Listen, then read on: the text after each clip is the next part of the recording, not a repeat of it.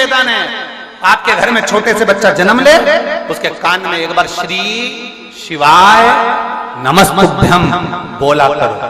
कारण उस बच्चे का बाल बाका नहीं हो सकता, उसे बड़ी बीमारी घेर नहीं सकती अगर उसके कान में जन्म के समय पर श्री शिवाय नमस्तुभ्यम का स्मरण कराया।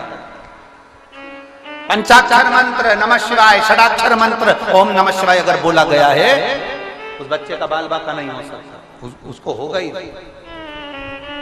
जो बच्चे हाथ पैर से जन्म से जिनका जन्म हुआ है बच्चों का, और वो हाथ पैर से अगर विकलांग हैं, जो बच्चे जन्म लेने के बाद शरीर से पूर्ण तरह से ठीक नहीं है, हमने पहले भी एक बार कहा है कि शिव जी का जो सरसों का फूल होता है, शंकर भगवान को सरसों का जो फूल होता है, सरसों के 108 पुष्प देवाधिदेव महादेव को समर्पित किए।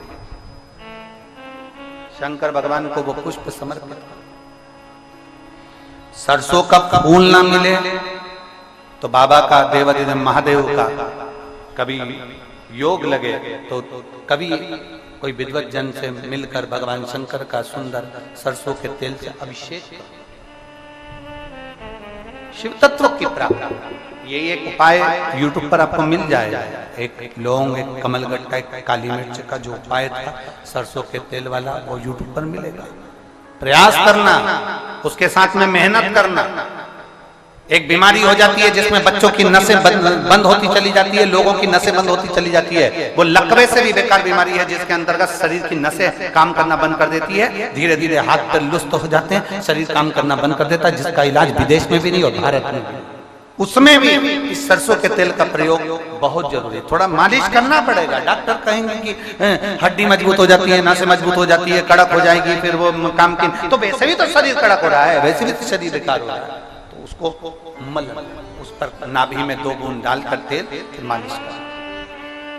शिव जी का अगर कुबेरेश्वर धाम का रुद्राक्ष मिल जाए, उस रुद्राक्ष को तांबे के कलश में गलाइए, शंकर जी पे चढ़ाइए, उस जल को उस बच्चे को आचमन कराइए।